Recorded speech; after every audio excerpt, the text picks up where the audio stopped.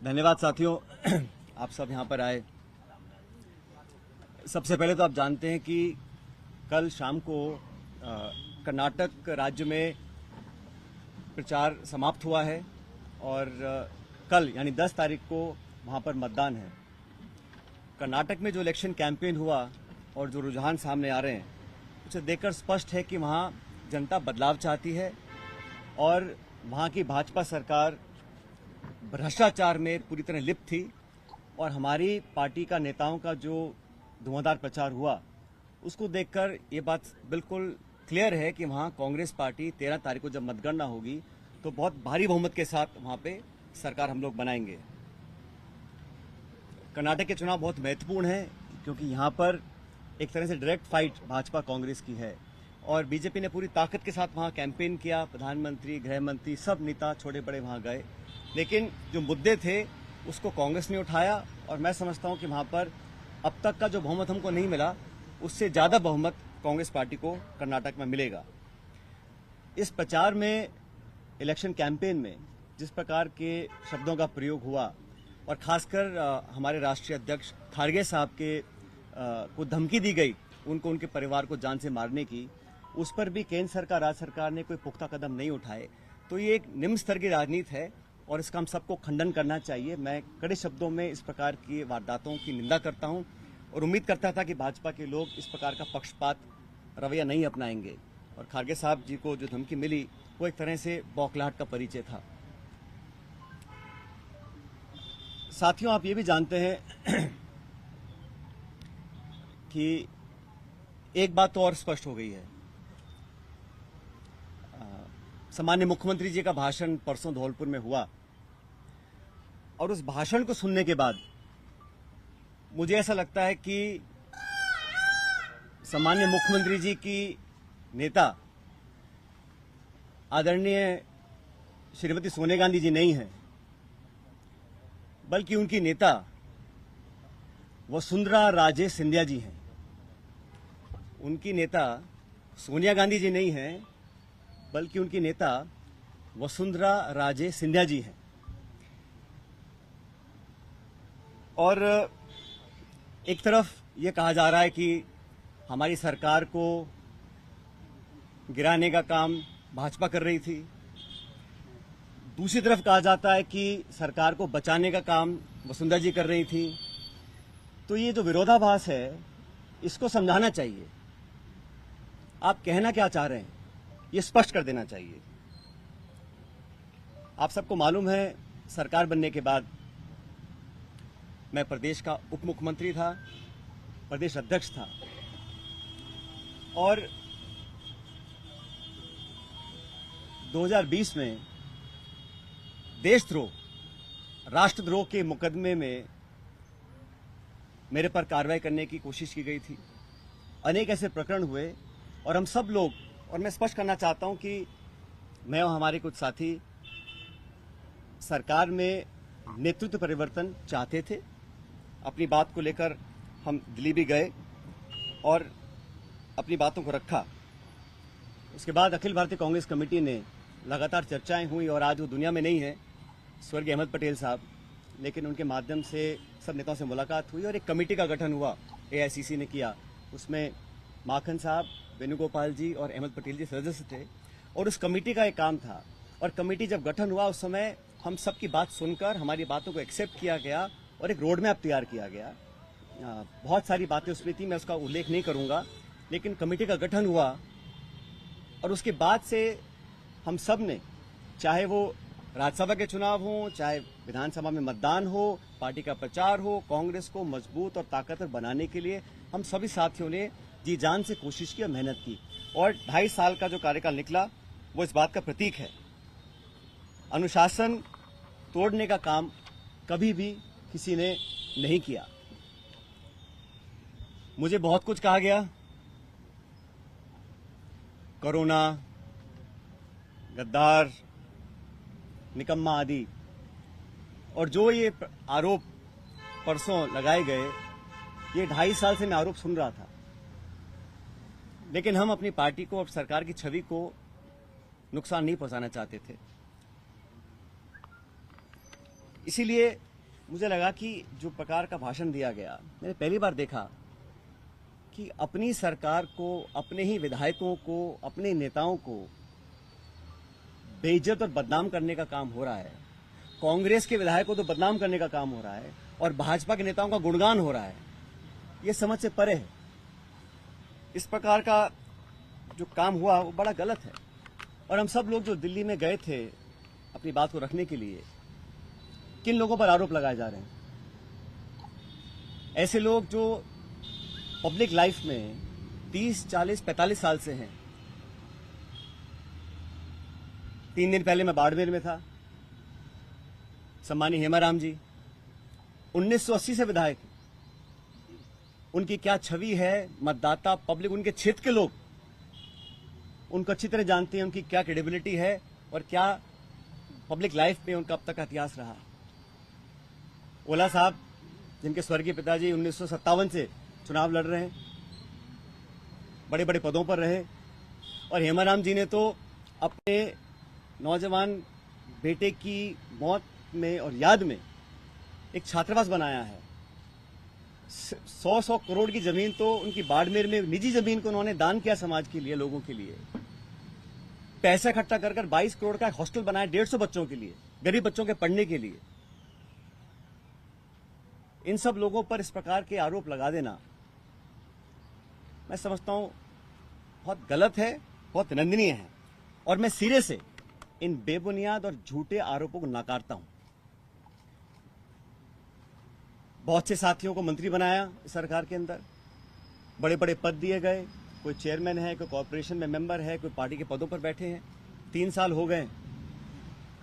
ऐसे लोग जो पब्लिक लाइफ में रहे, जिन्होंने अपना नाम कमाया, जिनकी एक साख है, उन पे आरोप लगा देना कि आप चंद रुपए में बिक गए, मैं इसको बहुत गलत मानता हूं। और 3 साल से कोई कार्रवाई आपने नहीं करी, ये बहुत बड़ा सवाल उठता है।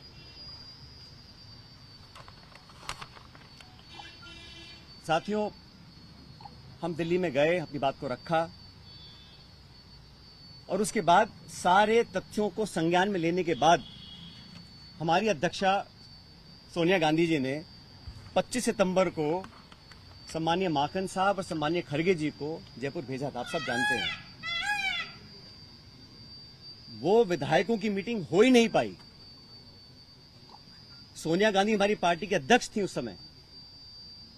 उनकी जो अवहेलना हुई, उनकी जो मानहानि हुई, उनकी जो बेइज्जती हुई, वो गद्दारी थी।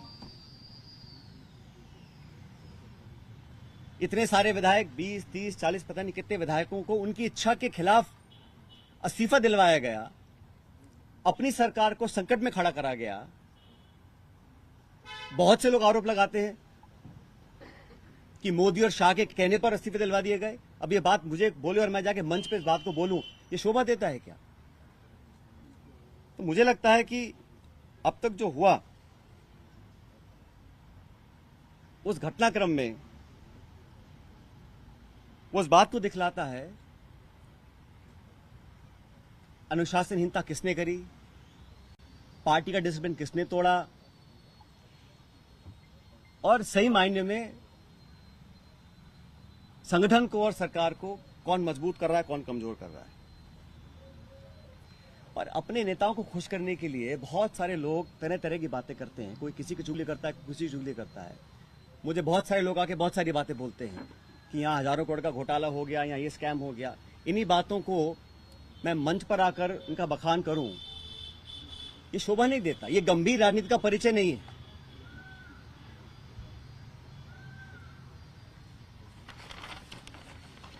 इसीलिए मैं, आप जानते हो, पिछले 1.5 साल से चिट्ठियां लिख रहा हूं वसुंधरा जी के कार्यकाल में जो तमाम गंभीर भ्रष्टाचार के आरोप हमने लगाए, अशोक गहलोत जी ने लगाए, मैंने लगाए, मंचों पर लगाए, प्रेस कॉन्फ्रेंस करके लगाए, उनकी जांच क्यों नहीं हो पा रही थी। अब मुझे समझ में आ रहा है कि ये जांच अब तक क्यों नहीं हुई। मेरे चिट्ठियां लिखने के बावजूद मैं 11 अप्रैल को जयपुर में अनशन पर बैठा इस मांग को लेकर, लेकिन अब मैं नाउम्मीद हूं क्योंकि तथ्य सामने आ रहे हैं। कार्रवाई क्यों नहीं हो और क्यों नहीं होगी, ये बात भी स्पष्ट हो चुकी है। इसलिए मैं ऐसा मानता हूं कि हम लोग जो पब्लिक लाइफ में हैं, जनता ही भगवान है और जनता जनार्दन के सामने हम सबको नतमस्तक होना पड़ेगा। मैंने करप्शन की इशू को लगातार उठाया, पहले भी उठाया, आज भी उठा रहा हूं, आगे भी उठाता रहूंगा। जब मैं वसुंधरा जी के करप्शन की बात करता हूं या जो पेपर लीक हुए जिसमें लाखों बच्चों के भविष्य पर सवाल चिन्ह खड़े हो गए, इस पर कोई जवाब नहीं आता। इसलिए साथियों, मैंने निर्णय लिया है कि आरपीएससी, जहां से कई सारे पेपर लीक हुए, बहुत सारी वहां पे खबरें आई कि वहां पे तमाम भ्रष्टाचार हो रहा है, अजमेर स्थित आरपीएससी है। मैं 11 तारीख को परसों अजमेर से एक यात्रा निकालूंगा। जनता के बीच जाकर जनता की आवाज सुनेंगे, जनता के मुद्दों को उठाएंगे और जैसा मैंने शुरू में कहा, जनता जनार्दन है तो जनता के बीच जाना हम सबका दायित्व बनता है। और जो करप्शन के इश्यूज हैं, जो नौजवानों के इश्यूज हैं, जो पेपर लीक और पेपर कैंसिल के और नौजवानों के हितों से जुड़े मुद्दे हैं, उनको उठाकर मैं एक जन संघर्ष यात्रा निकालने जा रहा हूं, जो 11 तारीख को शुरू होगी अजमेर से और जयपुर की तरफ हम लोग आएंगे। लगभग 125 किलोमीटर की यात्रा है। जन संघर्ष यात्रा लोगों के हितों के लिए, करप्शन के खिलाफ, नौजवानों के संरक्षण के लिए। उनकी आवाज को हम सुनेंगे, उनकी आवाज को बुलंद करेंगे और मैं समझता हूं कि सही निर्णय तब लिए जाएंगे जब जनता का पूरा हमारा साथ होगा, जनता का पूरा प्रेशर होगा। कब पैदल यात्रा होगी, कैसे गाड़ियों से? पद यात्रा है,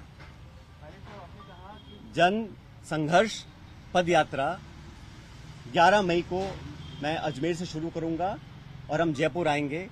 लगभग 5 दिन का समय इस यात्रा में लगेगा। और जैसे मैंने कहा, ये यात्रा किसी के विरोध में ना होकर करप्शन के विरोध में है, नौजवानों के पक्ष में है। जो तमाम जनता में आज मुद्दे हैं, जिन इश्यूज को लेकर हम राजनीति करते हैं, जिन इशू पर मैं हमेशा अपनी बात रखता आया हूं, उनके बीच जाकर, उनकी बात सुनकर, उनकी आवाज बनने की हम लोग कोशिश करेंगे। और ये अभियान शुरू होगा 11 तारीख को। चलेंगे दिन में? पायलट साहब, अशोक गहलोत जी ने एक बात और कही जिसका साहब, आज ये पॉलिटिकल स्टैंड क्या रहेगा? क्योंकि सबसे बड़ी जो राजनीतिक उत्सुकता यही बनी हुई है कि आपका स्टैंड क्या रहेगा, पार्टी में रहकर संघर्ष करेंगे? मैंने कहा ना आपको, कुछ लोग ऐसे हैं जो चाहते हैं कि कांग्रेस कमजोर हो, कांग्रेस में फूट पड़े, और जैसे मैंने कहा, बदनाम करने की, आरोप लगाने की, आलोचना करने की, चरित्र हनन करने की कहीं कोशिश अगर हो रही है तो उसको हम नाकाम करेंगे। हमारी पार्टी को जो लोग कमजोर करना भी चाहते हैं उनको हम होने नहीं देंगे। लेकिन पब्लिक इश्यूज पे जो मेरा स्टैंड पहले था, वही स्टैंड आज भी है और आगे भी रहेगा। और जो करप्शन हुआ, जिसको हमने सैकड़ों बार पब्लिक में उसको एक्सेप्ट किया, उस पर 4.5 साल तक हम कोई कार्रवाई नहीं कर पा रहे हैं। मैं अब समझ रहा हूं कि वो कार्रवाई हम क्यों नहीं कर पा रहे थे। कोई कारण तो होगा। मैंने चिट्ठियां लिखी, अनशन किया, आवेदन किया, आग्रह किया, बार बार किया, हाथ जोड़कर किया। अगर कार्रवाई नहीं हो रही थी तो अब मुझे समझ में आ रहा है कि वो कार्रवाई क्यों नहीं हो रही थी। लेकिन किसी भी नेता से बड़ी जनता होती है, तो जनता के समक्ष हम जाएंगे, इन बातों को रखेंगे। और जो लाखों लाख बच्चों के पेपर कैंसिल हुए, जिनके माँ बापों ने अपना पेट काट कर उनके ट्यूशन के पैसे दिए, उनको 2 साल मेहनत करवाई, जो कभी ओवरेज हो सकते हैं, जिनका भविष्य के आगे उनको पता नहीं वो क्या करेंगे, जो विश्वास और जो एक क्रेडिबिलिटी होती है, अगर वो सिस्टम से खत्म हो जाएगी तो फिर आने वाला समय बहुत मुश्किल होगा। इन तमाम बातों को लेकर मैं जनता के बीच में जाऊंगा और लगातार पैदल यात्रा करेंगे अजमेर से 11 तारीख से।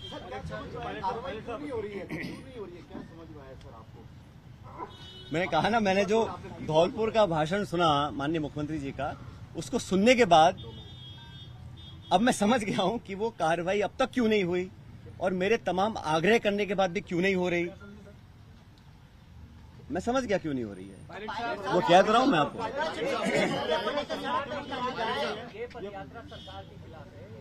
ये मैंने शुरू में कहा, ये यात्रा किसी के खिलाफ नहीं है, ये यात्रा करप्शन के खिलाफ है, भ्रष्टाचार के खिलाफ है, ये यात्रा नौजवानों के पक्ष में है, उनके हितों की रक्षा करने के लिए है और जनता के बीच हम सबको जाना भी चाहिए। हम जनता के बीच जाएंगे नहीं और हम अपने ही विधायकों को, अपने ही मंत्रियों को, अपनी सरकार को बदनाम करते रहेंगे, बेइज्जत करते रहेंगे, तो हम जनता के बीच चुनाव लड़ने कैसे जाएंगे 6 महीने के बाद? 125 किलोमीटर की पदयात्रा रहेगी, उसमें जो जन समर्थन मिलेगा उसके बाद आप निर्णय लेने की बात कह रहे हैं, कौन सा निर्णय लेने की बात? मैंने कहा है हमें करप्शन के खिलाफ कदम उठाने हैं। अब तक हम वो संतोषजनक तरीके से नहीं कर पाए हैं, तो हम पब्लिक बीच में जाएंगे और जो हमने वादे पब्लिक में किए थे सरकार बनने से पहले, उन वादों को पूरा करवाएंगे। अभी 7 महीने बचे हैं चुनाव में, 8 महीने। सोनिया गांधी नहीं है तो फिर कौन है? मैंने कहा ना आपको शुरू में ही। जो मुद्दे आप उठा रहे हो ये तो विपक्ष ऑलरेडी उठा रहा है, इसमें नया आप क्या करने जा रहे हैं?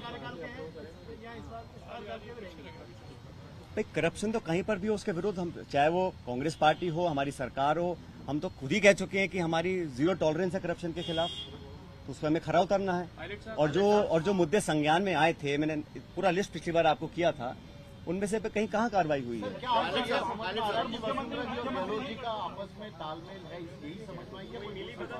भाई मैंने कुछ नहीं कहा आपको, मैंने इतना कहा कि धौलपुर के परसों के भाषण के बाद मुझे समझ में आ गया है कि कार्रवाई अब तक क्यों नहीं हुई। कोई कारण तो होगा ना। जिस बात को मैं 5 साल लगातार बोल रहा हूँ, सरकार में आने के बाद नहीं कर रहा हूँ, तो क्या कारण थे? वो कारण सामने आ गया।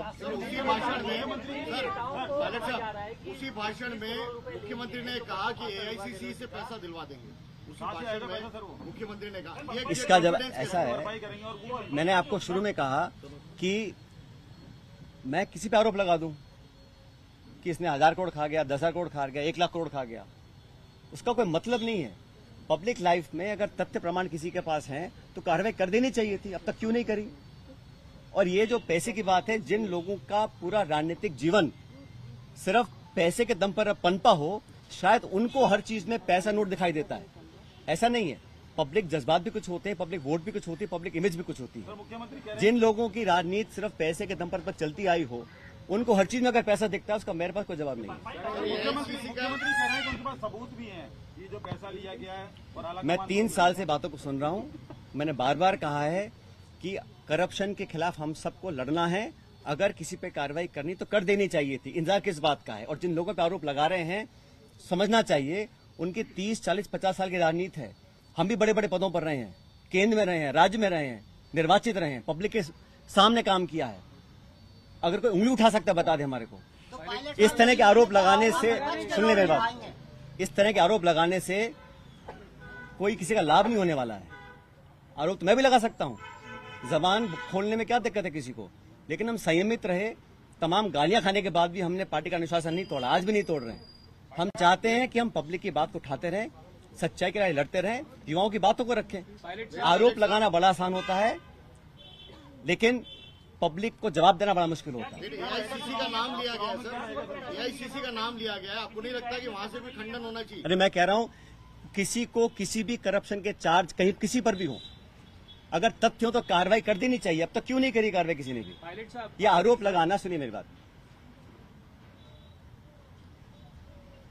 विधायकों पर, कांग्रेस के विधायकों पर, जिनके दम पर हम मुख्यमंत्री बने हैं, सोनिया गांधी जी जिनके आशीर्वाद से मुख्यमंत्री बने हैं, आप उन्हीं को बदनाम करेंगे, उनकी आलोचना करेंगे, उनको बेइज्जत करेंगे, तो पब्लिक सवाल नहीं पूछेगी हमसे 6 महीने के बाद।